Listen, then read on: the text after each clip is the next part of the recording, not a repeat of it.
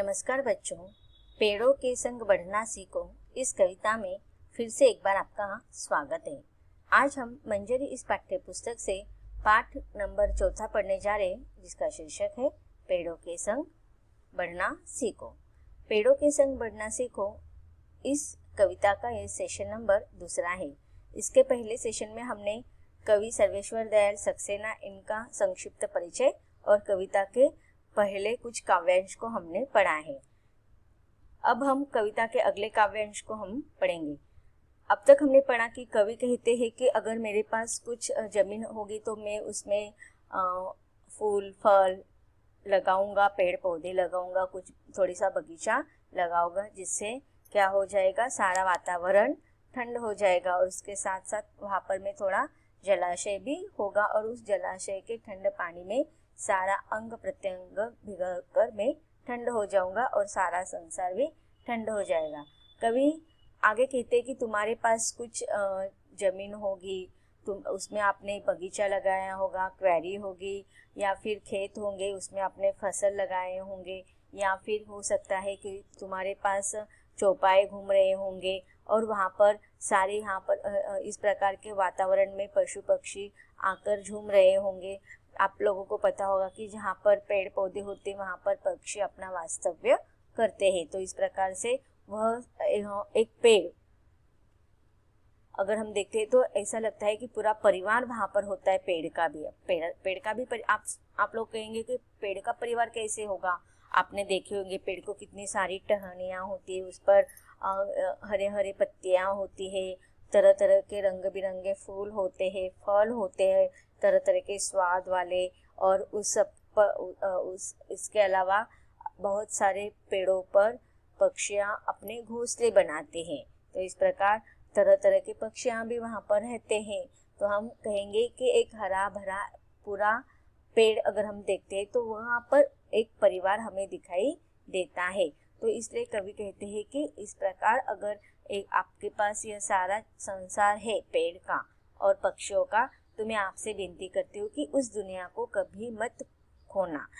अब मनुष्य क्या करता है, अपने स्वार्थ के लिए छोटी से छोटी जमीन के टुकड़े के लिए पेड़ों को काटता है, लेकिन एक पेड़ काटने से कितना नुकसान होता है।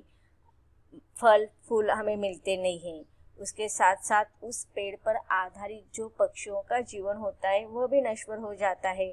हम लोग देखते हैं कि पहले युग में इतने पेड़ पौधे रहते थे, इस वजह से वहाँ हमारे देश में या हम जहाँ पर रहते वहाँ पर बहुत सारी पक्षियाँ देखने को हम देख सकते थे। लेकिन आज हम देखते हैं कि पक्षियों की जो जाति है वह भी बहुत कम हो गई है। बच्चे तो अब चिड़िया कौवा अभी तो पहचान रहे, लेकिन एक समय ऐसा आएगा कि जो बड़े बड़े तरह तरह के जाति के पक्षी है वो तो अब नहीं दिखाई दे रहे। तो एक छोटे हर जगह दिखने वाले ये पक्षी भी बाद में नहीं दिखाई देंगे।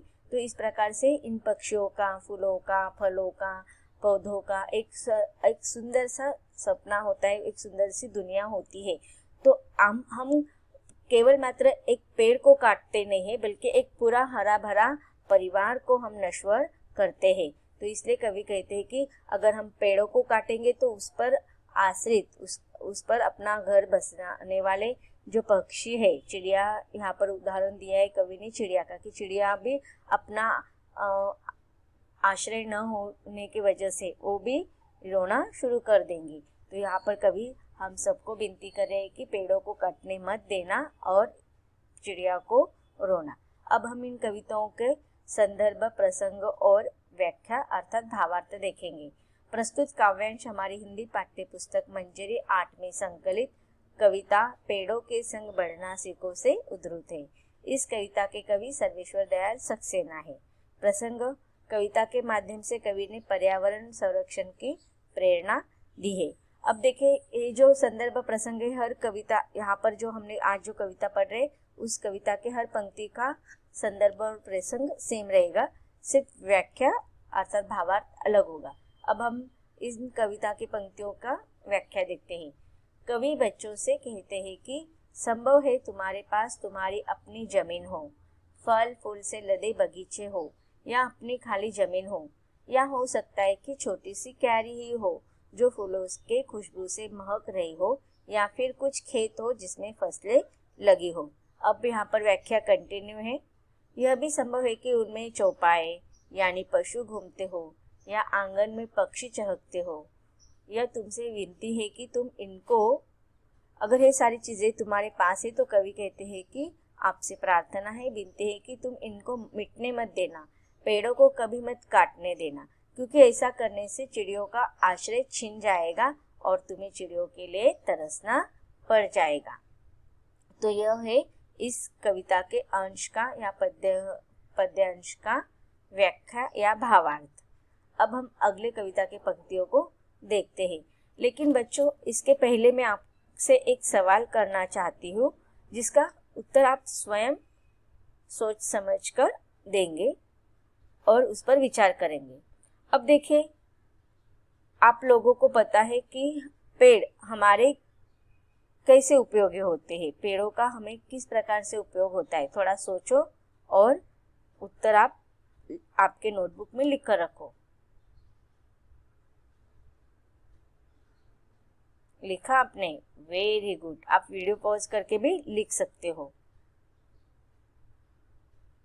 ओके, तो देखिए पेड़ों के बहुत सारे फायदे आपके पास आ गए होंगे। कितनी बड़ी लिस्ट आ गई होगी ना।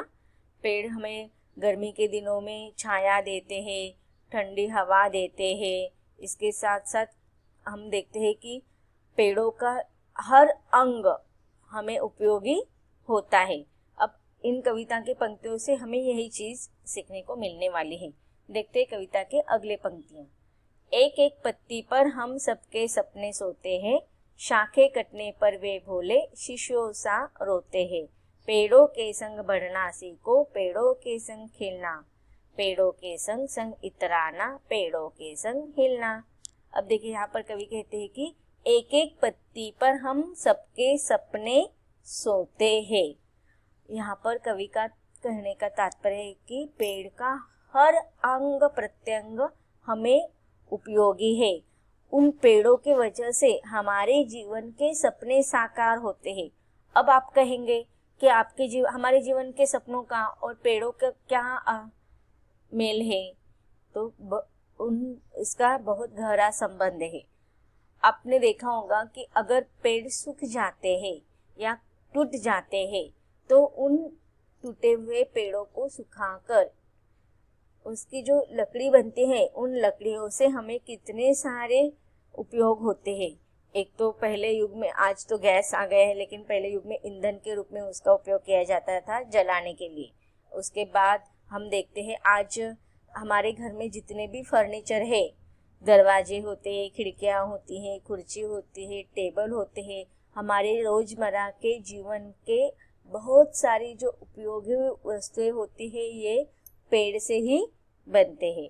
उसके साथ साथ हमारा आज का जीवन हमारी शिक्षा पर निर्भर है कि हमारा जीवन में शिक्षा बहुत ही महत्वपूर्ण होता है। तो ये शिक्षा ग्रहण करने के लिए जो हम पुस्तक यूज करते हैं, पाठ्य पुस्तक होते हैं या नोटबुक होते हैं, तो ये पेज जो होते हैं वो किसके बनाए जाते हैं? आप लोगों को पता है, ये भी तो पेड़ों से ही बनते हैं। बिल्कुल सही। अब देखिए, इसके अलावा हम जब कड़ी धूप पे जाकर पेड़ों के नीचे खड़े हो जाते हैं तो हमें उससे ठंडक मिलती है, हमें उसकी छाया मिलती है। सिर्फ मनुष्य को ही नहीं, हर पशु पक्षी उसके पर आश्रित होते हैं। इसके साथ आपने देखा होगा कि इसके अलावा तो सबसे महत्वपूर्ण उपयोग हमें पेड़ों का है। हमारे जीवन जीने का जो स्रोत होता है, ऑक्सीजन और कार्बन डाइऑक्साइड, ये जो वायु दोनों है हमारे जीवन के लिए आवश्यक होते हैं। और वह उसका ज़्यादा अगर हम देखा जाए तो पेड़ों से बहुत संबंध होता है कि पेड़ हमें ऑक्सीजन देते हैं और हमारे लिए जो अनावश्यक कार्बन डाइऑक्साइड होता है वो अपने अंदर ग्रहण करते हैं। इसके साथ साथ हम प्रकृति का जो बैलेंस है वो मेंटेन करने के लिए भी पेड़ों का उपयोग होता है। इसके अलावा आपने देखा होगा कि अगर बाढ़ आती है तो आपने देखा होगा कि रास्ते पर पेड़ लगाए जाते हैं तो उससे क्या हो जाता है, बहता हुआ पानी को वो थामने का उपयोग वहाँ पर रुकने का सोर्स वह बनता है। इसके अलावा बहुत सारे पेड़ों के उपयोग होंगे। आपने इतनी बड़ी लिस्ट बनाई है तो इसे आपको पता चलता है कि हमारे जो सपने होते हैं यह हर एक पत्ती से ही बना होता है। आपने देखा होगा कि जो पक्षी जो होते हैं पेड़ों पर बैठते हैं। इसके अलावा जो छोटे छोटे कीटक होते हैं ना, वो भी तो पत्तियों पर अपना जीवन निर्भर करता है। आपने देखा होगा पेड़ों के जो पत्तियां होती है, टहनियां होती है, उसका हर एक अंग हमारे लिए उपयोग होते हैं। बहुत सारे पेड़ तो औषधीय होते हैं, नीम का पेड़ होता है, पीपल का पेड़ होता है, ऐसे बहुत सारे पेड़ है। अगर आप लिस्ट बनाएंगे तो उनका भी बहुत बड़ा लिस्ट बन जाएगा नाम का, वन औषधि पेड़, औषधीय पेड़ों के नाम। तो इस प्रकार से बहुत सारे हमारे जीवन में उनका फायदा होता है, लेकिन हम क्या करते हैं, अपने स्वार्थ के लिए पेड़ों को काट देते हैं। और आज हम देखते हैं कि पहले जो जंगल थे उनको काट दिया गया और उसके जगह पर मनुष्य ने अपने आधुनिकीकरण के नाम पर वहाँ पर बड़े बड़े कारखाने बना दिए या अन्य चीज बना दिए। आज शहरों में भी हम देखते हैं कहीं पर भी पेड़ नहीं दिखाई देते हैं। तो ये सारी जो बातें हैं वो बहुत ही दुख की बातें हैं। आप यहाँ पर कभी आगे कहते हैं कि शाखें कटने पर वे भोले शिशुओं सा रोते हैं। अब देखिए, हर एक पत्ती को अगर हम काटते हैं तो अगर हम जब उसको काटते हैं, उसके हर टहनी को काटते हैं, तो वह पेड़ों के प्रत्येक अंग जोर जोर से रोते हैं। हमें वो दिखाई नहीं देता है वास्तव में। जिस प्रकार से देखो, एक माँ जो होती है अपने बच्चों का लालन पालन करती है और उस बच्चे को अगर किसी वजह से चोट लगती है तो वो बच्चा जितना ज्यादा रोता है उतना माँ का मन रोता है। तो उसी प्रकार से जैसे किसी बच्चे के अंग प्रत्यंग को चोट लगती है, उस पर आघात होता है, तो जो दर्द वह महसूस करता है वही दर्द पेड़ अपने, चाहे वो टहनियां हो चाहे वो पत्तियां हो, कटने से वह भी रोता है। तो हमें ये सारे अनुचित कार्य नहीं करने चाहिए। पेड़ों के संग हमें बढ़ना सीखना चाहिए, पेड़ों के संग हमें खिलना चाहिए, पेड़ों के संग हमें इतराना चाहिए और पेड़ों के संग हमें हिलना चाहिए। आपने देखा होगा कि गांव में पेड़ों पर झूला लगाया जाता है और उस झूले पर बैठकर कितने सारे लोग खुश होते हैं। सिर्फ छोटे बच्चे ही नहीं, घर की बड़े बुजुर्ग भी, औरतों भी उस झूले पर बैठकर उसका आनंद लेते हैं। तो पेड़ों के संग जैसे हमें और हमें ना तय करना है कि हर व्यक्ति को हर साल कम से कम 1 या 2 पेड़ लगाना है। और हमने जो पेड़ लगाया है, जो भी पौधा हमने लगाया है, उस पौधों को हमें उसका संवर्धन करना है कि हर रोज उसकी देखभाल करना है, हर रोज उसको पानी देना है। और जैसे जैसे वो बढ़ता है ना तो हमें आनंद होता है। तो उसको उस समय हमें ऐसा महसूस होता है कि वह जिस प्रकार से हम नहीं बढ़ रहे बल्कि जिस प्रकार से पेड़ बढ़ रहा है ना, तो हमारा जीवन भी बढ़ रहा है। तो हमें पेड़ों के साथ खिलना चाहिए, हिलना चाहिए, उसके साथ सारे जो मौज मस्ती करना चाहिए। अब देखते हैं इस कविता के पंक्तियों की व्याख्या। प्रसंग और संदर्भ हमने इसके पहले जो देखा है वो सेम आएगा। कवि कहता है कि पेड़ों वनस्पतियों की एक एक पत्ती हमारे लिए मूल्यवान है क्योंकि वे हमारे सपनों को आधार देते हैं। जब पेड़ों की शाखाएं कटती है तो वे भी शिशुओं की तरह रोते हैं। इसलिए अपने जीवन में पेड़ों के महत्व को समझते हुए पेड़ों के संग बढ़ना, इतराना और हिलना सीखो, यानी पेड़ों को अपने जीवन का अभिन्न हिस्सा बना लो। अगली कविता की पंक्तियां हैं। बच्चे और पेड़ दुनिया को हरा भरा रखते हैं, नहीं समझते जो वे दुष्कर्मों का फल चखते हैं।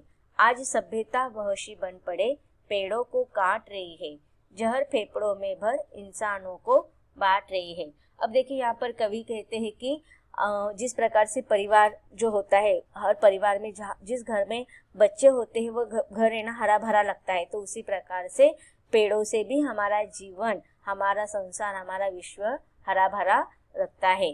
तो लेकिन हम क्या करते हैं, हमारे दुष्कर्मों के वजह से पेड़ पौधों को काट देते हैं और वह फल नहीं चखते। आज मेहनत करेंगे, पेड़ों की रक्षा करेंगे तो उसका फल हमें मिलेगा। अब आज जो हम फल में, आज हमारी सांसारिक संसार विश्व जो कठिनाई को सामना करना पड़ा है, यह हमारे दुष्कर्म का ही फल है। आज हमने पेड़ काट दिए, इसकी वजह से ऑक्सीजन कम हो गया है। और आज कोविड-19 में हम देखते हैं कि अधिकतर लोगों की मृत्यु ऑक्सीजन की कम होने की वजह से ही हो रहे हैं। आज हम कई अन्य देशों से ऑक्सीजन मंगवा रहे हैं, दाम दुगना देकर हम ऑक्सीजन मंगवा रहे हैं, लेकिन एक समय ऐसा था कि आज भी हम देखते हैं पेड़ हमसे कुछ भी पैसा नहीं लेते, ऑक्सीजन उसका हम इतना यूज करते हैं। फिर भी आज सभ्यता वहशी बने, आज सभ्यता जो है वह असभ्य बन गई है, पेड़ों को काट रही है। कि आज आधुनिकी के कारण हम क्या कर रहे हैं, बहुत सारे पेड़ों को नष्ट कर दिए हैं। पेड़ों के नष्ट कर देने से हमने पशु पक्षियों का आधार छीन लिया है।